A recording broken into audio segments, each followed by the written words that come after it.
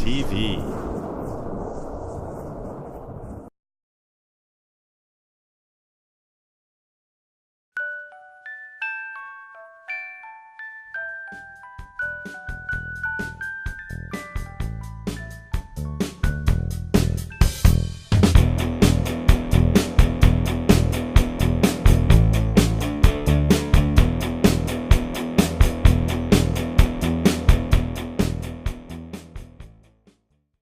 Hello, Medfield. Welcome to the newest edition of Medfield People. My guest today is somebody that I met playing bridge. You never know where you're going to find a new friend, and this was playing bridge at the bridge table.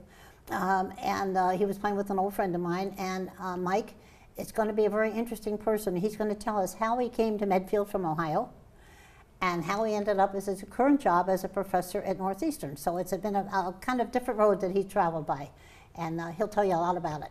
So Mike, how did you come to Medfield? How I came to Medfield. Well, actually, I learned about Medfield. I'm not from Massachusetts. I grew up in Ohio, in Cincinnati. And one of my friends from work lived in Medfield, a guy named Jim Tremlett. And he invited my wife and I, we were looking for a house, and he invited us to his Halloween party in 1990, 1991, somewhere in there. And we had a great time, met a lot of great people, and thought it was a great town, and so we started to explore it, and the more we explored, the more we liked it. It also helped, my wife grew up in nearby, and so it was... You can say Dover. Okay. Yeah, so my wife Martha grew up in Dover, and so, you know, it wasn't completely unfamiliar to her, but, you know, for us, it was a little off the track that we were looking at, because I worked in Waltham, and we were living in Cambridge at the time, and her job was downtown, and so, you know, we were looking at a slightly different real estate axis, but it was really nice. And Medfield's a lot like the town I grew up in. That's Cincinnati. what I was going to say. Friendly and warm and all that nice stuff? Yep, where I grew up even had a Friendly's, and I used to ride my bike to it all the time. Sounds like us. Yeah, yeah, and I even spent my dad's silver dime collection getting Jim Dandies. So. Did you tell your father that? Oh yeah, and he was really angry. And he was. But it was only a small number of dimes, so. But he took the rest of them away. And I hid them probably. Yeah. Well, I was like 9, yeah. So I didn't understand. Okay, so that's how you found Medfield. Mm-hmm. Now tell us about your path, again, from Cincinnati to being a professor at Northeastern. Sure. So I, from Cincinnati, I graduated from a school called Sycamore. Kevin Euclid went to the same high school as I did, oh, okay. a little later. I went to Denison, which is a small liberal arts school just outside Columbus, in a town called Granville, which is a replica of the town of Granville, Massachusetts, how it was founded. So I guess Massachusetts has always been in my destiny. Went there to do pre-law, pre-med, history, that kind of thing, and enjoyed math and computer science, and ended up, that's what my degrees were in. And after Denison, I went to The Ohio State University to study computer science in graduate school. I got my master's, and then I decided ultimately someday I'd like to go to a university when I got really old. And like you are now. Like I am now. And I studied artificial intelligence and machine learning, and I really liked the research, I really liked the advanced tech, and I got my PhD. And then after my PhD, I was deciding between a university and sort of an industrial research environment. Mm-hmm. And very different. Very different, and I got a job offer from GT Laboratories, which GT was one of the precursor companies to Verizon. It was like 9X, if you remember that. And I had some friends here from Ohio State and from Denison, and so I decided to go for Boston. And I lived in Cambridge, in Harvard Square. I knew nothing about Boston, so I knew that, and it sounded cool. And lived there for a few years, and met my wife, Martha, and we got married. And when we decided to have a family, we, found Medfield, as we just said. And GTE, my original plan was probably to work at GTE Labs for about 2 years and try something else. And they kept giving me different things. The company changed a lot, my role grew, and I got to work on a lot of different interesting things.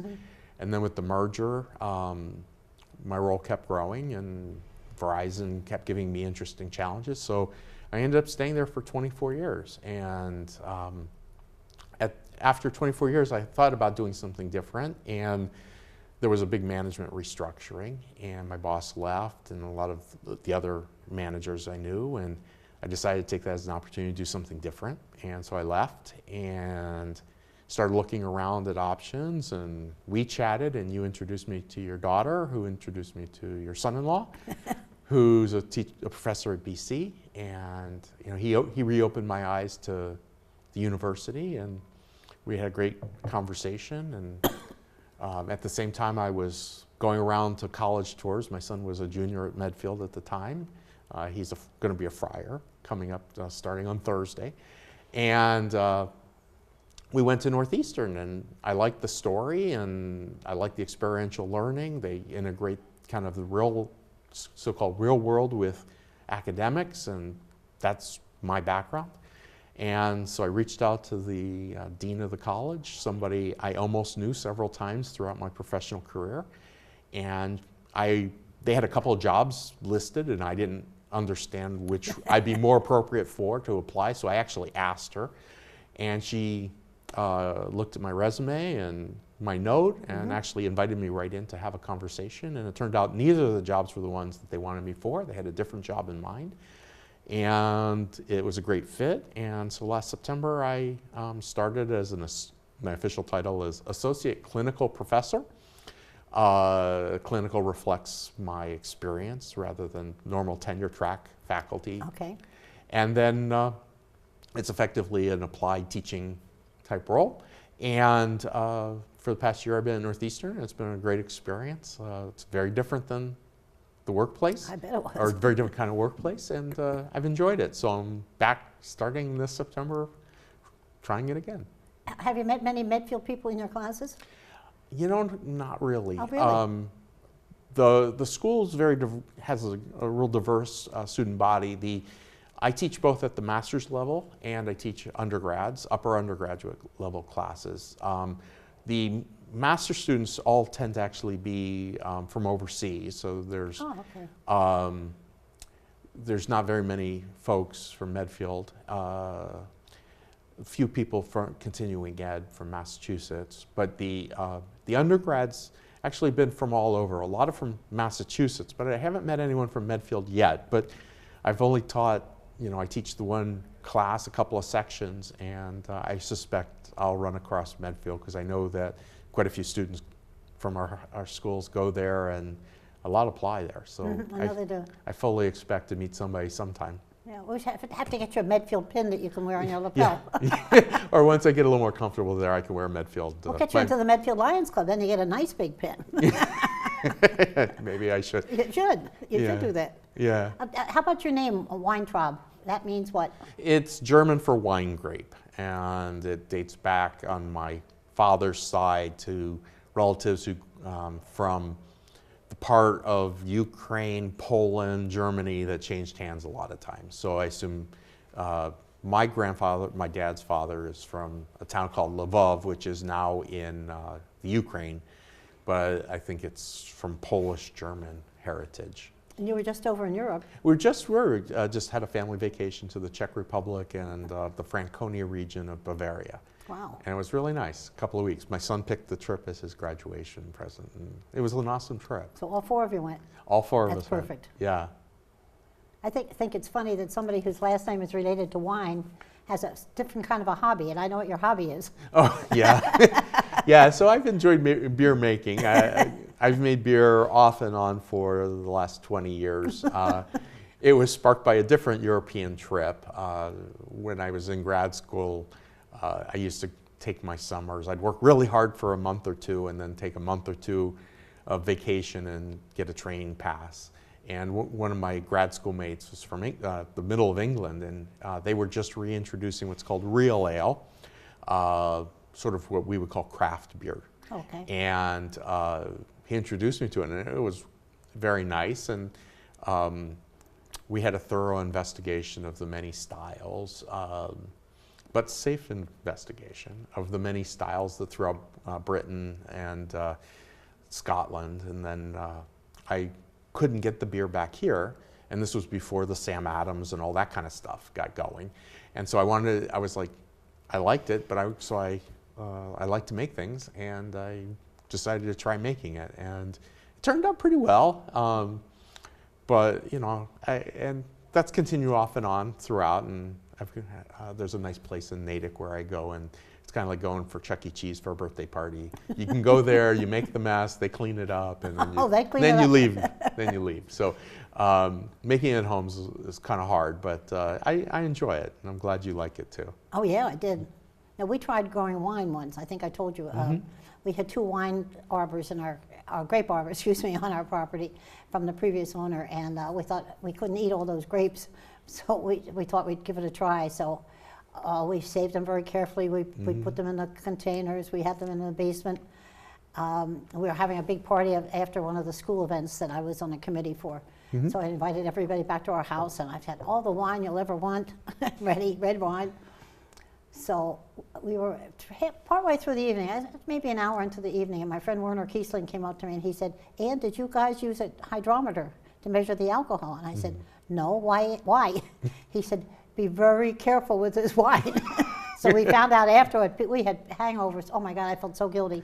One man went out in my driveway, couldn't find his car, which was like 2 feet away from him. So somebody else gave him a ride home.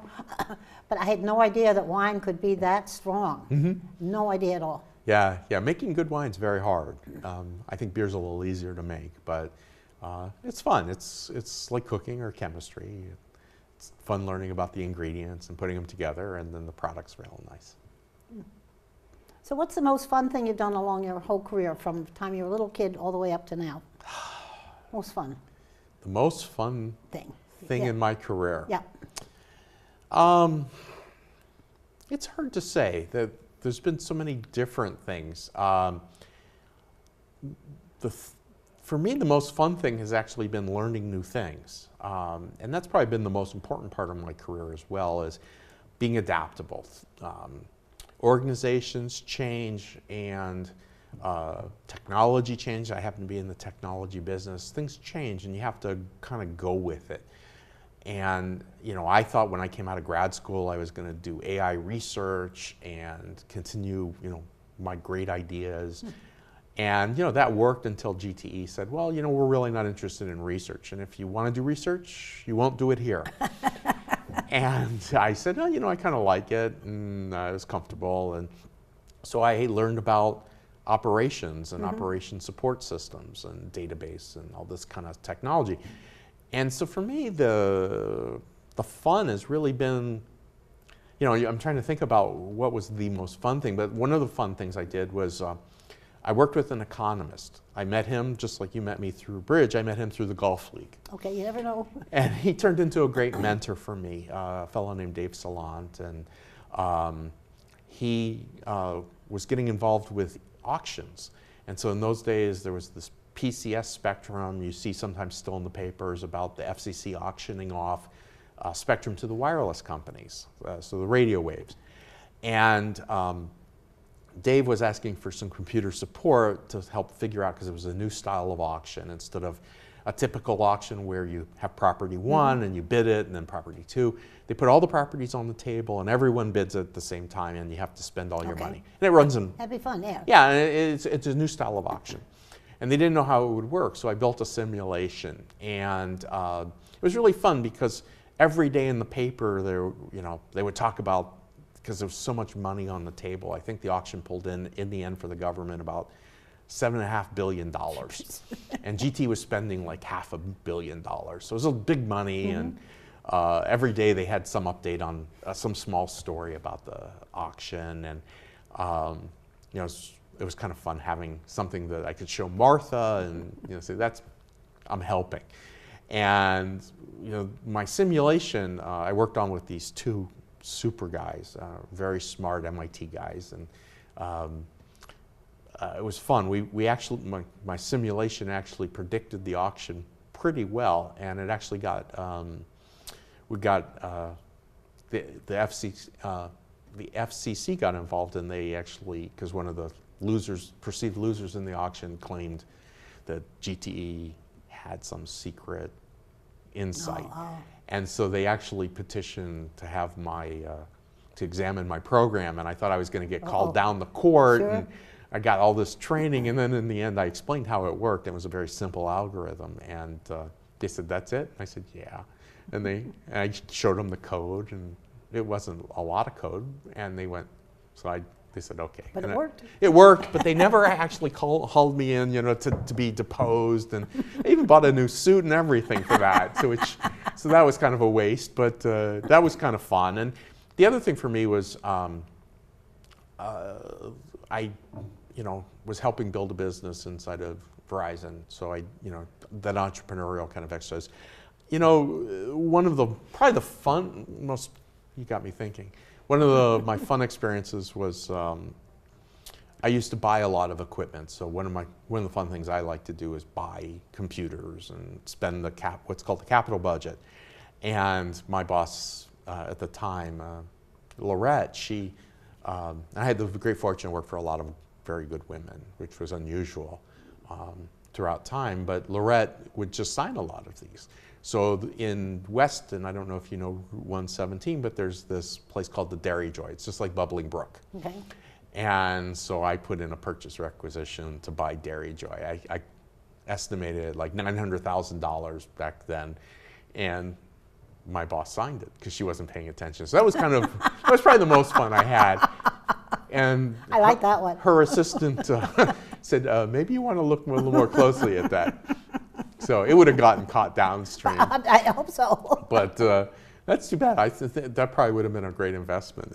As it turned out. Would have been a tasty investment. It would have been anyway. tasty, and I like chocolate, please. Oh, sure. They had twists and lobster rolls or clam rolls and all that stuff too. Yeah, yeah. That's a good story. When she signed it, fortunately, it wasn't in my office, so That's a good thing. she had a good sense of humor about it. But that was a lot of fun. But as a professional, that probably you need a special relationship. Yeah, yes, you do. To have something like that. You do.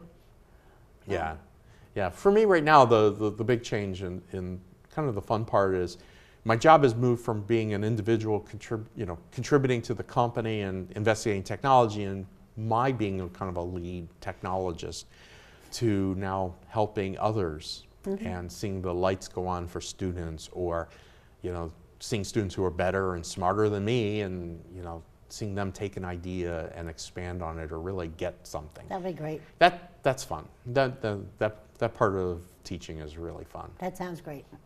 Yeah. Okay, what's the best thing about Medfield before we close? Best thing in Medfield? The best thing in Medfield? Honestly, I'd have to say the people. People? Yeah, I like my neighbors.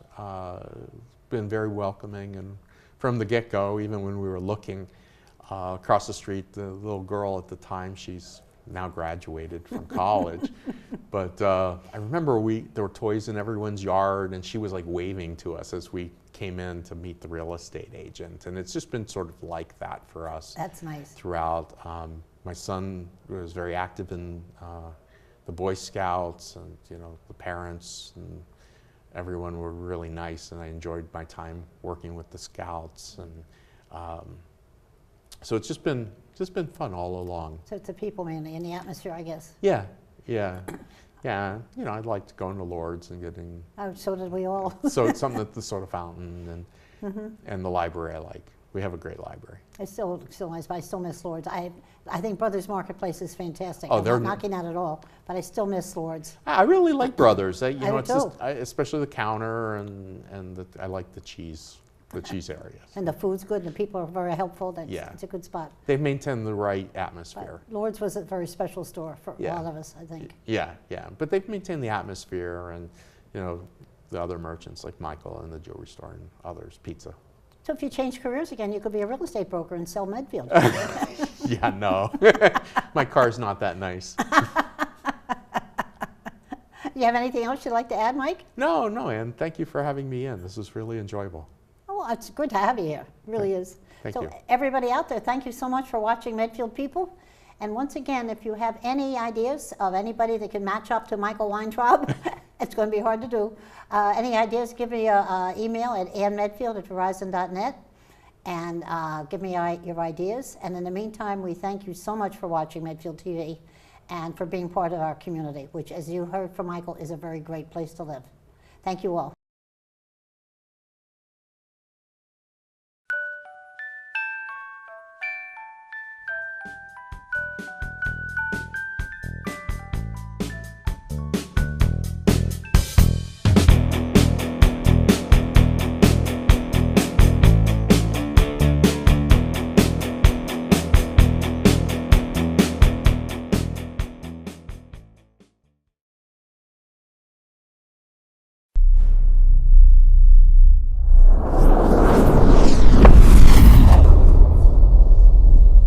Medfield TV.